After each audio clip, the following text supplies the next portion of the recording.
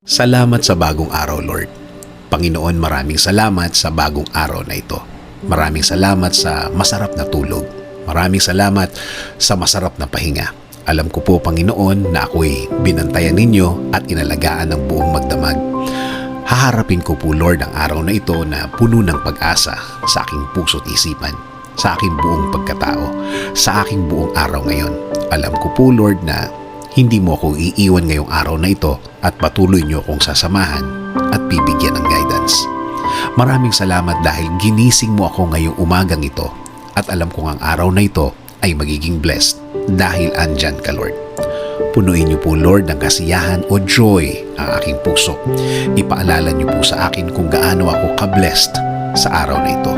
Lagyan niyo lagi ng dahilan ang aking kasiyahan at mga dahilan kung bakit magiging thankful po ako. Kapag pumasok na po ang problema sa aking araw ngayon, i-remind niyo po ako ng inyong pagmamahal, ng inyong presensya, ng inyong kabaitan, ng inyong pag-aalaga, na kayo po ay laging andyan para ako'y alalayan. Kapag ako ay nanghihina, ipaalala niyo po sa akin na lagi po kayong andyan para ako'y tulungan, para ako'y alalayan, para ako'y alisin sa isang problemadong sitwasyon.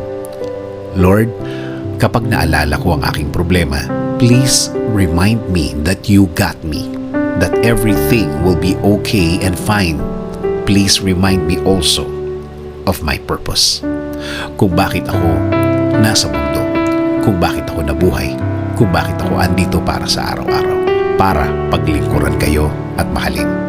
Kasama na ang mga nagmamahal sa akin at nagpapahalaga na kayo pa din ang dapat masunod sa aming buhay. Naniniwala kami sa inyong plano na lahat-lahat na gusto niyong gawin sa amin ay makakabuti sa amin, na ang lahat ng plano ninyo ay makakabuti sa aking kinabukasan at kinabukasan ng aking pamilya. Lord, patuloy niyo pong pasukin ang aking buhay. Isinusuko ko na po sa inyo ang aking araw-araw, ang aking mga gagawin at aking mga plano.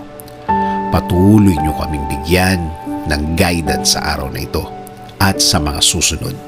Alam ko po, Lord, na ang araw na ito ay mas mabuti, mas maganda, mas produktibo kesa kahapon. Dahil ang lahat ay magbabago kapag kasama ka namin, Lord. In Jesus' name we pray. Amen. Sabi nga sa Lamentations 3:22-23, the steadfast love of the Lord never ceases. His mercies never come to an end. They are new every morning. Great is your faithfulness.